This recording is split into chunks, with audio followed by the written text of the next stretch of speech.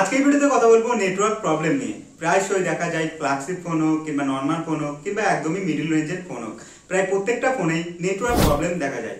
তবে এই network problem কেন দেখা যায়? বেশিরভাগ দেখা যায় যেগুলি লোয়েস্ট বাজেটের যে ফোন হয় সেই ফোনগুলিতে বেশিরভাগই নেটওয়ার্ক প্রবলেম দেখা যায়। দেখা যাচ্ছে ঘরের ভিতরে আছেন তখন নেটওয়ার্ক একদমই নেই কিংবা নেটওয়ার্ক আউট হয়ে গেছে, এবং ঘরের বাইরে গেলে সেখানে দেখা যায় নেটওয়ার্ক ফুল এসছে কিংবা টাওয়ার ফুল এসছে। তো এই ধরনের প্রবলেম কেন হয়ে থাকে এবং নেটওয়ার্ক প্রবলেম কিভাবে সলভ করবেন সেটি হার্ডওয়্যারের মাধ্যমে এবং সিস্টেম সেটিং চেঞ্জ করে কিভাবে নেটওয়ার্ক প্রবলেমকে দূর করবেন। তো আপনারা যদি নেটওয়ার্ক প্রবলেম দূর করতে চান তাহলে এই ভিডিওটি পুরোপুরি দেখতে থাকুন। তো ভিডিও শুরু করার আগে আপনাদের সঙ্গে প্রফুল্লান, আপনারা দেখছেন টেকনিক্যাল বাংলা প্রফুল্লার। চলুন ভিডিও শুরু করা যাক। নেটওয়ার্ক প্রবলেম, মোবাইলের নেটওয়ার্ক প্রবলেম দুটি কারণে হয়ে থাকে, একটা হার্ডওয়্যারের জন্য এবং একটি সফটওয়্যারের জন্য। হার্ডওয়্যারের জন্য যদি আপনারা সেটি ঠিক করতে চান সেটি আপনাদের সার্ভিস সেন্টারে যেতে হবে এবং সেখানে সেই কম্পোনেন্টগুলি চেঞ্জ করে আপনার মোবাইলকে নতুন সিগন্যাল দিতে পারেন কিংবা ভালো নেটওয়ার্ক আনতে পারেন। এবং আরেকটি হয় সেটিং চেঞ্জ কিংবা সফটওয়্যারের মাধ্যমে। অনেক সময় দেখা যায় আপনারা যখন ঘরে থাকেন, ঘরে থাকার সময় কম দামি মোবাইলগুলিতে ভালোভাবে নেটওয়ার্ক আসে না, এবং নেটওয়ার্ক আসলেও সেটি কিছু টাইম থাকে এবং কিছুক্ষণ পরে সেই নেটওয়ার্ক আউট হয়ে যায়। তো আগে বলি সফটওয়্যারের মাধ্যমে কিভাবে আপনার নেটওয়ার্ককে সলভ করবেন।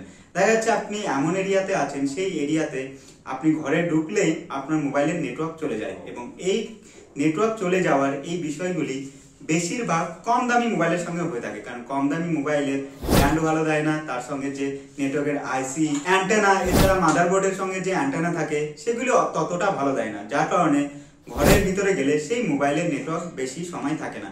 তবে সেই কম দামি মোবাইলেও আপনারা কিভাবে নেটওয়ার্ক নিয়ে আসবেন কিংবা যে কোনো মোবাইলে কিভাবে নেটওয়ার্ক নিয়ে আসবেন।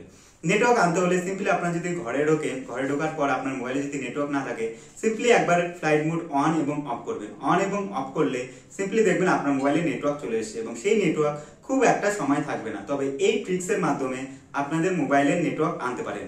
এবং আরেকটি রয়েছে যেটি হচ্ছে EMI নাম্বার। তো এটি সিম্পলি *06#, এটি প্রেস করে আপনার যদি কল বাটনে ক্লিক করেন সিম্পলি আপনাদের দেখিয়ে দিবে যে আপনার EMI নাম্বার কি।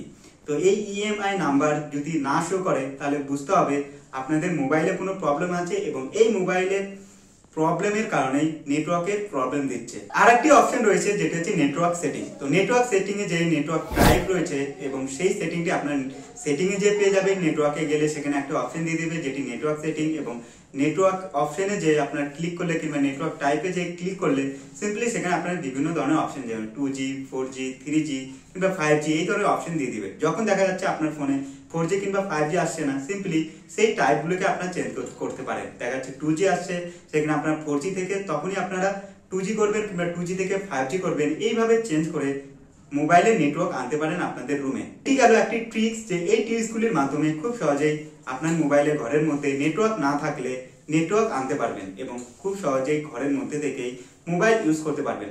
তবে হার্ডওয়্যারে কি কি প্রবলেম হলে আপনাদের নেটওয়ার্ক প্রবলেম হয়ে থাকে? হার্ডওয়্যারে বিভিন্ন কম্পোনেন্ট রয়েছে কিংবা নেটওয়ার্কের জন্য বিভিন্ন ধরনের ডিভাইস দিয়েছে, যেমন নেটওয়ার্ক অ্যান্টেনা, মাদারবোর্ডের সঙ্গে নেটওয়ার্ক সুইচের পোর্ট, মাদারবোর্ড অ্যান্টেনা, এগুলি সময়ের সঙ্গে সঙ্গে নষ্ট হতে থাকে। অনেক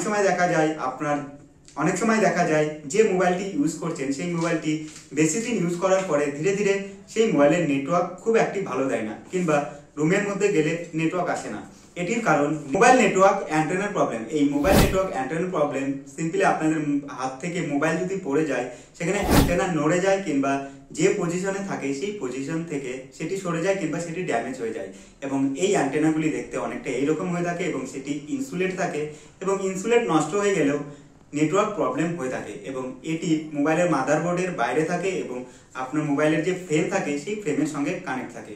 আর বেশিরভাগ নেটওয়ার্ক প্রবলেম হয়ে থাকে মেটাল বডি মোবাইলের সঙ্গে।